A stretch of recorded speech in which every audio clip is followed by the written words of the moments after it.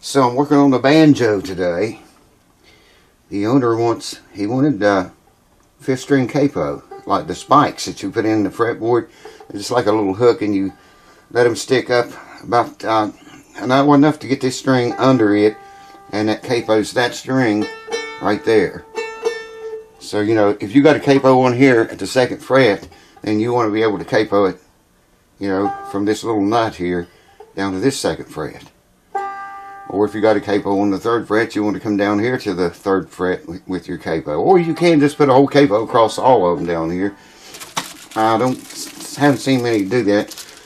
And I have a whole shit ton of those spikes. I can't find them, man. I've looked 2 or 3 days for them.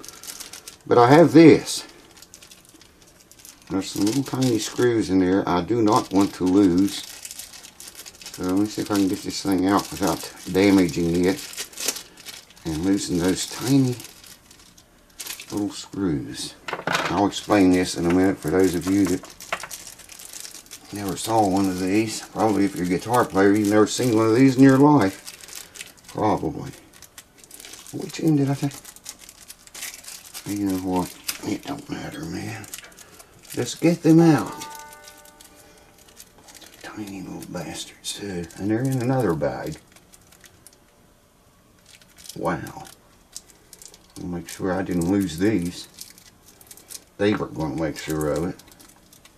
I'll get those out in a minute. Okay. Here's what the capo looks like, if you can see that.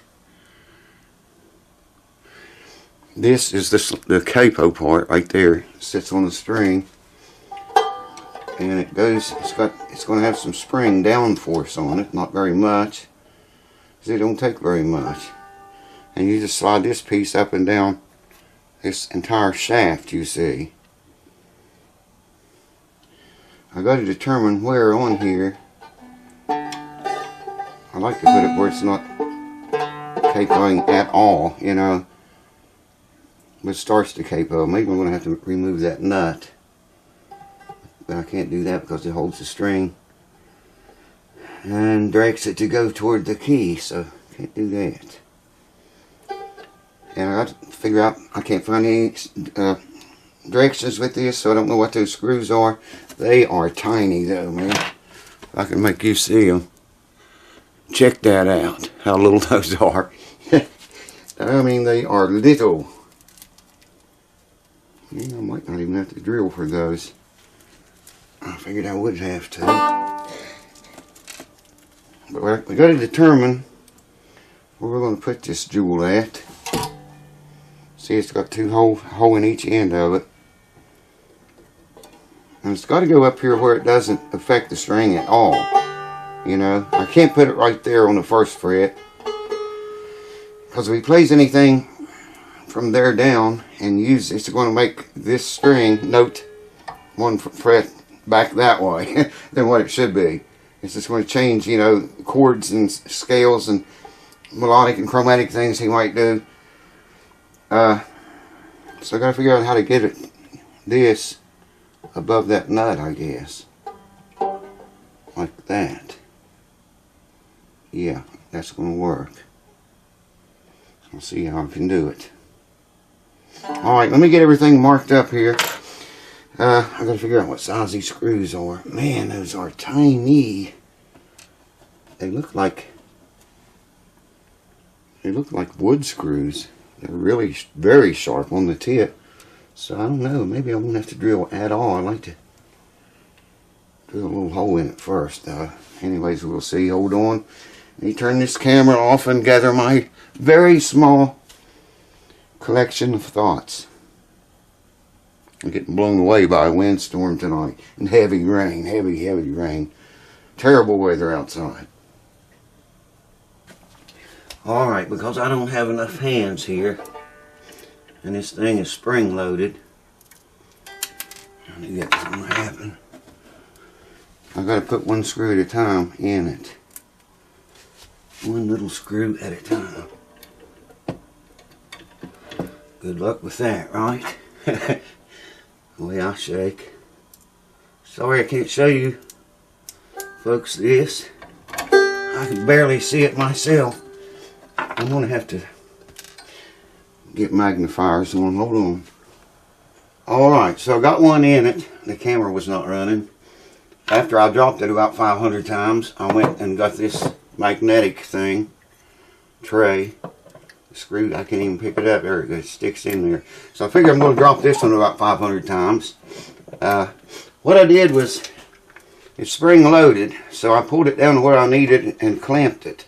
Okay, that held it in place till I just punched a hole out in the neck there. Did the same thing up here already, and it's in perfect place. These screws look like little wood screws. You don't even have to drill for that. Hopefully I can get lucky and put this one in the same way. If I do drop it, I'm hoping it'll go into that little tray instead of bouncing off and going in the floor. I'll never find it, man. They are so very tiny. I can just barely see the things. They're so small.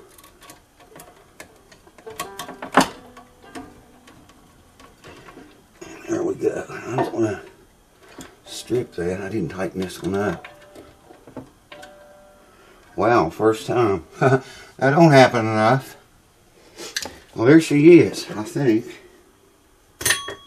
I'll show you how the thing works.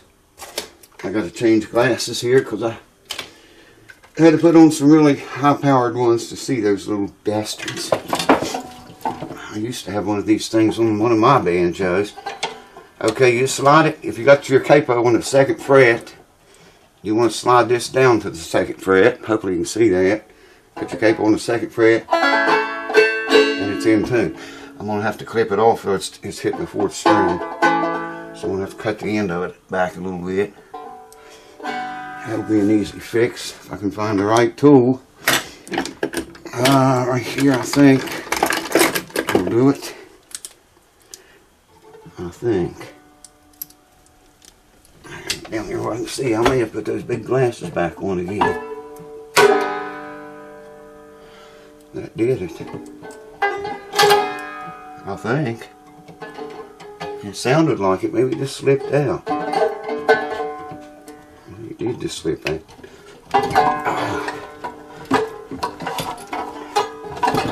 Wow. I don't think you're going to cut that, man. Hell, shit. I may have to take it off. It works. Oh, maybe you can adjust it. Yeah, you can pull it out away from the string. No, it needs cut off. Well, I got another pair of these, but I don't think they're as sharp as that pair is. I don't think. Nope. They're not. Alright, well, I'm going to turn the camera off. Figure out how I'm going to shorten that little bastard. Get your capo on the 4th fret. 1, 2, 3, 4.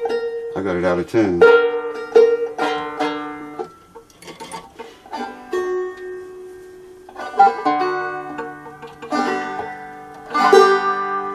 So if you capo here on the 4th fret, you want to pull this 1, 2, 3, 4 frets down. 1, 2, 3, 4. And it should be in tune. And it is. So that works. We just got to figure out some way to cut that off. So I'll be back when I've figured that out. Alright, I got to cut off manually the way I usually do things. That doesn't work right. Okay, let's see if it works. We put a capo on the 2nd fret. That would be A. See, that string's out of tune, so you can slide this down 2 frets. It's in tune. 3rd fret, you just slide this down 1 more. And the 4th fret.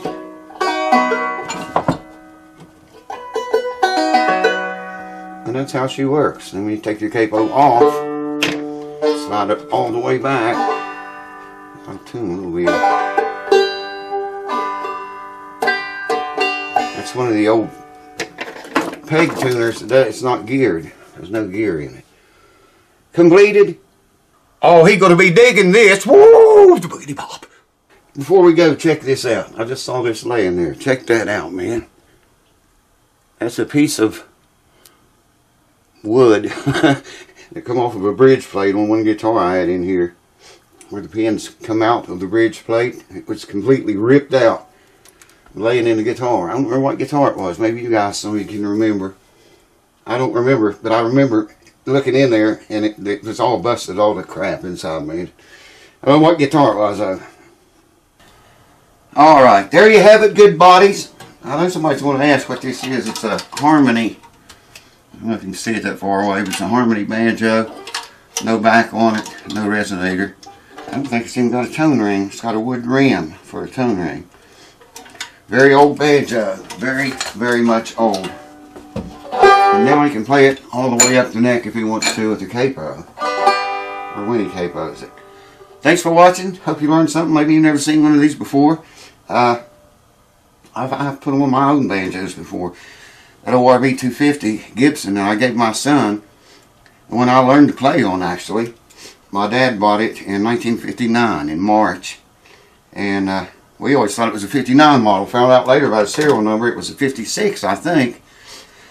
Anyways, I put one of these on it, and then later took it out and put the spikes in, and then it had 2 holes. I'm going to maybe do a video of somebody plugging those holes up so they're still in there. Thanks for watching. I'll see you next time. Oh, he's going to be digging this. Woo! The boogity bop.